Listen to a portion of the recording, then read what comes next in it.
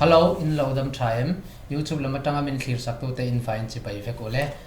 Myanmar zofa ten kan artist kan nei that te zinga sai wana komna kan nei dona runom la phena thuruk te kan thriat do ni chuan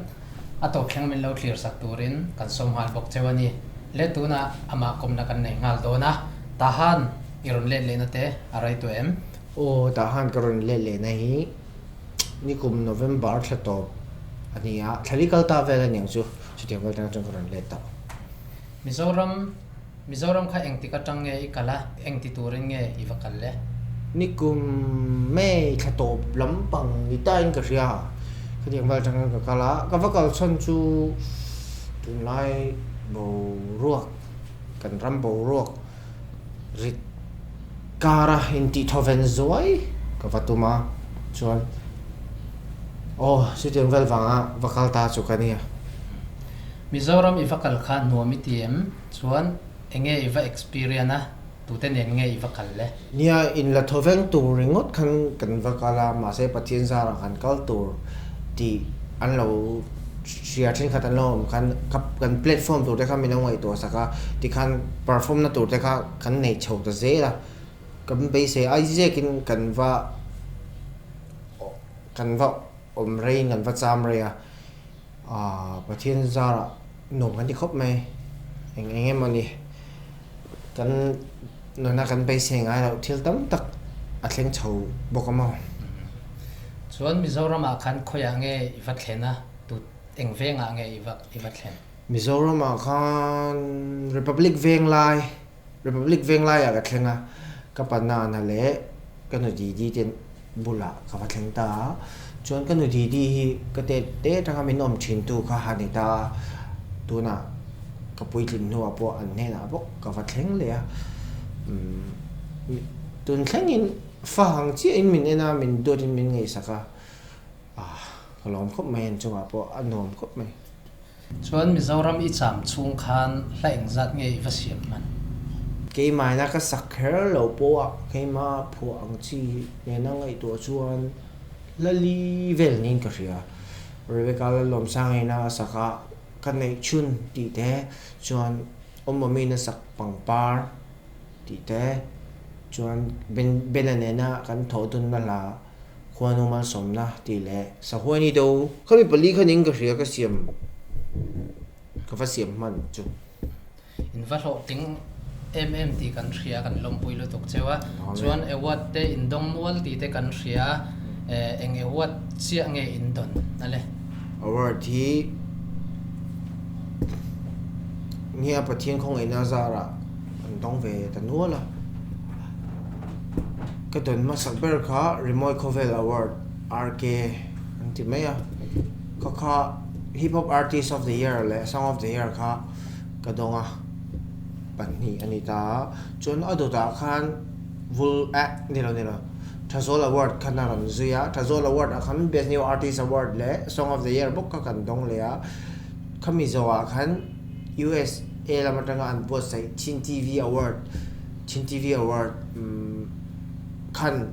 song composer of the year min pe a kamin panga chon chumi zawa MZE Remote Award ta khan best duo group of the year kha Henry and tu dang ngai lo ten kan leng ti la thian la ka kan ton puya khata ve khan omomine song of the year kan dong le khatan pasari anita chumi zole Vulmoy Award khan best new artist le song of the year bok kan dong le pakwa chon lelte atobera lelte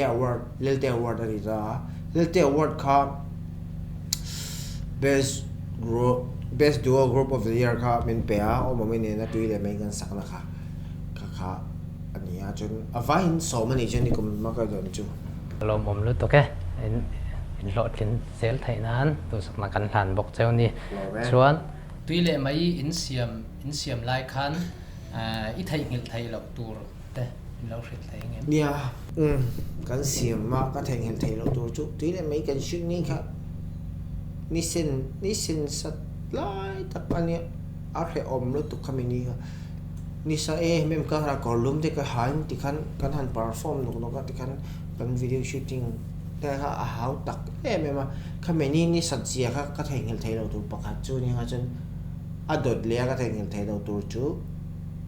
khami ni kan shoot zo chi kan a shooting ni nak tu ka kan khami kan shoot nia kan tho a thok tu te hau kha khami kha atam zo kha kan tam lo phiat ngan le cho a hau tak lo tu ka chu mi pani chu ne mai chuan kan zom hal nga runwam ipua chan te lo hril thai ngem runwam ko phua chan chu Mizoram ka va thlen tir kha chun chu em chu ni lo kan nom tok fa khan ta ha nine ali tam takin Mizoram kha aizol kha alo ro puya ma se ta han buk ka vangai kan om na kan selen na buk ka vangai ta kan in tam tak in ro pui tak te om ma se kan in kha ka ngai em thina kata tanga ron phu tan kha khania lir thei sang kang tak ne run in sang tak man tam tak ni to rom tak ne khating kha ka bu ve de lir thei chang kang le moi tak pok ka mo de ma se a to pa khan ka ngai bok su ke mani kan nom na nge kha ni ta khating ver tanga run kan in nom sia kha alo nom sia ka ngai to chu ka khan ka ziak neu a ma se tu na aron cho dan tak hi chu ani che lawa la thu dang le a thlu dang in ani ta a ti khan araya a tha ka ti dan khan ka rem ko la chu ai tha nga ti khan ka rem le a ti khan foi tam tak ka ti ka siam that nuwa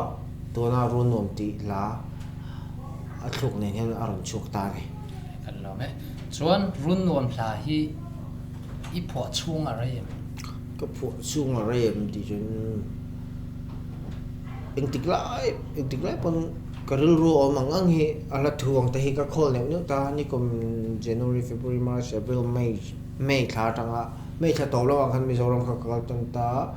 June July August ve tang khan ka jek tan na ti khan ka jek tan ne wa ala tu te ka khol ma ti khan chu ra tang chuan ka release ma chung zo kan he mai ka pho chung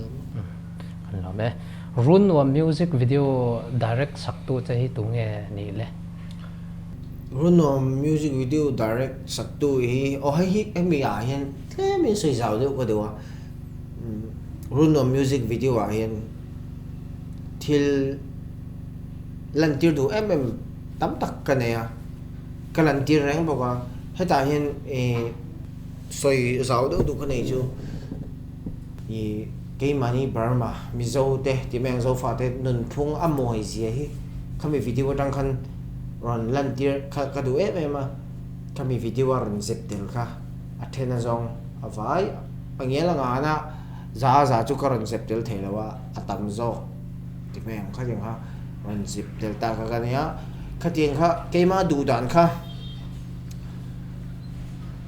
video editing le directing lama cái này solo lo vào khăn tu đàn cái này anh kha u vào tu đàn này là cái gì là thì khăn anh in atakrama mình khen saka ama khăn credit anh kim atong ati khăn mình direct sắc tu chu u vào tu đàn này thì khăn khăn hòn thọc hồ ta này rồi bé chuan music le recording hi tu nge ti sak cha chuan tu nge videography hi music le recording hi pasaitia ania pasaitia rendi saitia so force tun ma full moi recording itin ka kami min di sakanita asan chu pasaitia hi musician thalutuk ani wang hen musician thalutuk ani wang hen aku chuk ka do tu reggae lampang tlema on dio wang hen aku nge min per sak thai live music ri kha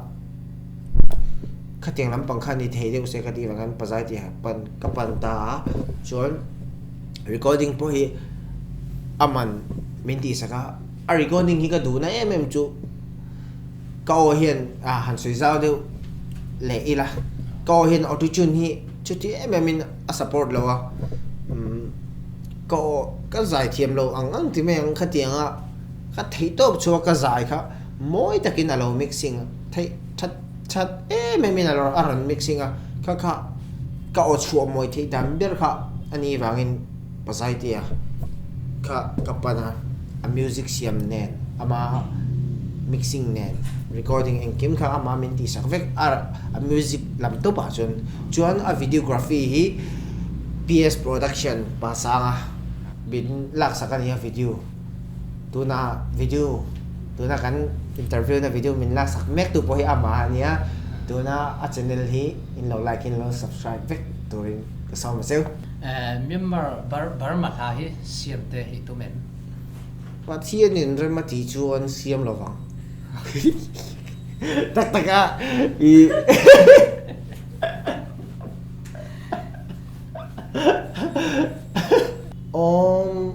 siam tu ra min no tu hi chu anom ve no la ma se kol tong hi chu chi lut tu ka Burmese kol tong hi chu ti lut tu ka ne so kani lo wang hin hei kholaya thil lei du ang si te kan venga ang sia kol ho biak atu lang si tlema zo hi chu kan sei thiam ve no ka ne me chu ti lut tu ka la han siam tu e ma siam kan ni lo wang hian pathian in ramati chon kan la siam lo wang chuan i la phua te a thai khop maya engtin nge i phua thina thuru lampang te o mem le thuru te tak te ka lo filang so hemi ko nga hian ai ka thiam ber chu ka in ti lo ma se mi tam tak hian la phua ko nga hian ria se ka du chu la hi kan phua lam la thuk moi tak le la thu moi tak tam tak kan phua so the ngati nge ala chun zom lo chi heta khan zona thina ni ta achan chu heti nga yin keima ton thre ta nga tha ka ti mem ble keima ka chakna ka ti ve me yang su heti yang hi ka ngai da na ka ngai dan le ka mu da na thil pakhat chu la kan phua la thuk bo moi tak ani chun la thu po moi ta kani ma se ala lo chan pakhata ka mo chu a common wang nen ka ria asan chu la thu moi tak le la thu moi tak ni ma se ala thu ka a moi ma se bitam takina ka lungi dum zau nge ye atiang chi te chun la thu common du tuk to ania ka lung dum zau nge ye ti nang si ata kan mim khatiang lampang thui tho si mim han lo da na man ang chia kan ti thei chun beng a hian la common lo de internet tuile me a poni se karon tun ma aw mang lo chu e khai an ti ko la tun nu a chun a lai na a ken tel la a la ti la tu bera ron lang ta chu ke ma hi ka ke ma lo tiang chi te ho te nga lang si ka tiang kha mi na an chin che na ber kha lo nia a la ti la tu ber kha lo ni boka ka tiang te kha trong kam common lo ang chi hi je tel tam thei la chu a thaber anga ke ma mi mal ngai da na ka riat ke ma mi mal ngai da na ni ta chon pakhat le chu ris lak ngam ka tiam je chu ka la phoi a thatto ko ngem a thatto ko lo ngem tia ka thil ti hi a thatto ko ngem mani in zot buai lo in enge mi hian than di tur ni than ti mo ti le mo tun tu ma than ti lo chuan than ti chon ke ma ka lok than ti lo chon ka lok lo a le pe ka lom khatianga mani le mania la phu ko nga ala thun pon ni se a thu ka bon ni se ris lak ngam hi a tha ka ria ti chin ngam pal tang ngam na hi ke mani la phu tui mi ti tan chun om vek se ka de chu ka thuru pakhat ang su ni ka ran sei do ni chu ke ma hin ka vei ema kan lo be chuan runo music video in siam khan har sat na te in naim runo music video kha ni chunga kan shooting ani kan shoot ani ta pathian zara ni chungan tlo te kan shoot ta ram boy ka ra le borok thalo ka ra ma se pathian zara tlo ta kan shoot zo the chu tilu tu gen boy na kan tok lo run ha ma hi chen tha le tlong ta kan zo fel chuan runom hi Burma style te win in ron siama engril ru puin nge siama chuan I bei sai te a phaim Runnom hi Mizoram kan nom lai ti meng chu hin message ke ma pung ka le na chuang lo wa ma se khati nga kan bar man nun phung kan bar ma mi zo fa te nun phung moi zia hi a moi zia hi enge mu theran lan tir ka du wa a khami music video ta na uwal do ta roya ran dedicate shim kha kan ni ta inti luina lampo ani chomi lo ke mani helam Mizoram lam le tahan lam chu nun phung te kan thil ti dan te kan chesia te kan tong kam han dan te tle ma dan deu wangen a moi ji hi khatianga tanga ron pho chu ve shim kha du tun ma thilom thang ala ni lo wang ne ke ma music video kal tlang khatiang ron pho chu thei la mi tam takena an lo mu atan khan ka du a chu karon siam chan ber ni ta chon ka bai se phaim ti zo ma chon o kala tlang pui hi thakhat pel YouTube pa po ni se 1 month ago ang sia 1 million views si atling choka atlang point ju tiang chu ta ma se tun tum run no mi 3 weeks cartoon le claim no khan million views kha aran tling ta ka bai se phak bakin pathian in tu te thanim tak min pe ka lom khop mai lome chuan runnom hi cartoon maya hian 1 million viewer aron tling tamaya I ring sa rengem kha chu karin sa ang chu ni chi lo ka soi to ngan thakhat le claim ang chia million views at lang pui wangin cartoon me ma tling to chun ka bai se big lo ma se pathian khoi na zara ka bai se phak ba ka tamin viewers min pe klong khop mai pui le tok cha klong me thar te hi chua le tur te na yem chuan inai don chuan eng tiang lampang hinge I chua thar hi chok le tur hi om no la san chu kumin na hian album release ka tum awang ania ka album mingi runnom ania runnom album tu na kalama saber karon release ma saber mingin runnom album ting ka phwa ala hi chu chidang dang thil siam ro pui ang chi khuanu thil siam ang chi te mangai na lam te chon lim hlop lam ang chi te chidang dang album khata hlakwa release ka tuma wang hin ani ta tuna pakhat runnom chu ka release thawa pariat release chori ala pa nga tun ma nga CD ang chia avaya da khoma release ka athei to lo wangin tikhan amalte ten karon da chok zela nga nakina album topin cover art inang nen audio va ka ron da choka ka tum le ta tuna karon release le ma saber to re chu dulai ti la nia dulai ti lai ka pu chan ni chu thu dang dai anita ma se ka dedicate na ber ka dedicate sak tu te hi chu uro benale uking boy te in nei na anin nei shit dang na an wedding video ne na alaran da khoma ran release ru ga ta aran chuk har to lawang aran chuk tep to langai chang tan ne chuan eng ti ka nge I chua thei don cái chùa các tỷ chùa thấy hun tù hi runnom cái release này hi tu ni ka cartoon le claim ni ta runnom hi 1 month ago an runnom cái release hi YouTube 1 month ago ti ai aom to chon khata tanga ninga hu emo ni ru khatiam vela khan release ka tu mang thakhat dana pakhat ang te a ti khan release ka tuma kumin chunga album ti chuk tu kan ni wangin ole kan lo me chuan kan lo ngai chang theu don nia chuan nangma hian ta tu hi kan hunwal chia ai hi I crazy wang renga chu nge inya nge zai lampang rep lampang ne na in mil iti wanga chu nge ni le hay karon sei zawanga tun ma chun a tun ma tin mai la kan no pan la ya camping kan luanga an sei ji jo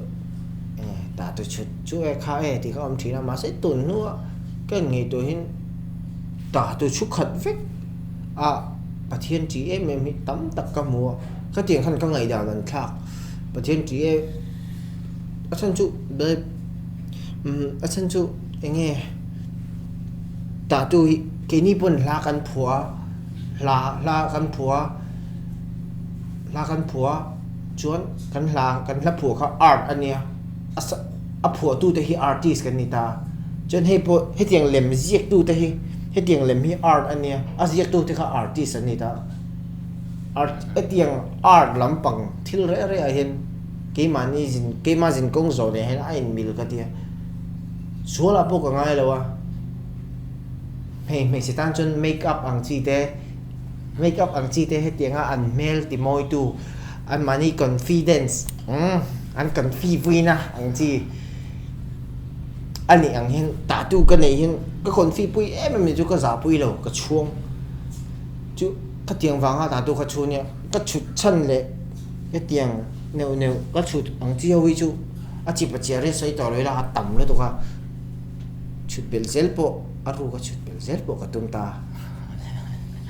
อะไรกันลมกันโซนะเต้อินชันสักกันลมมาชวนตัวน่ะเห็นอีเฟนเตตานะจะดูใส่ดูเองอินชวนใส่สักละเนี่ยให้ไปก็ง่ายเห็นหันใส่ซาเวลากันรำติดมันถัดโลฟังอินเราสานตั้มตักกันออกมาตั้มตักเรารันตานะเราก็ทำเลยมุนดังอ่ะก็เตียงอ่ะดูตักเลยมั่งไงตักอ่ะอุณเอาเตะที่มีโนดนสุนได้เห็นกันลมมาจู่ๆอามาใส่ลมทูมีมันตะกินกระรอนใส่ดัวจวนดดเลียจวนดูน่าเห็นอัลบั้มตัวปารอนรีลิสกับตัวมาอัลบั้มมาเห็นรุ่นนวมอัลบั้มนี่ตารุ่นนวมที่ก็รีลิสตัวบักลาเรียดเวลาละบางตาให้อามาเตียมมีรอนรีลิสกับตัวมาเฮงกับลาส่งเตะngay lâu mi long khắc sắc lệ thiếu turin cái xóm châu á chuan ngay thật tura đầm na chắc na in lâu ngày thấy nan lâu nên còn tháo la chú sống chưa nhẹ cái này lòng tôi cái yêu hôn lúa tập thế mình bia cần dọn nó thế mình sáng sắc vàng in chung à lòng thú cần sấy bóc á chuan à thiệt tôi thế vài chung à lòng thú cần sấy bóc anh đi cần lòng mẹ like and subscribe PS Production channel. Thank you.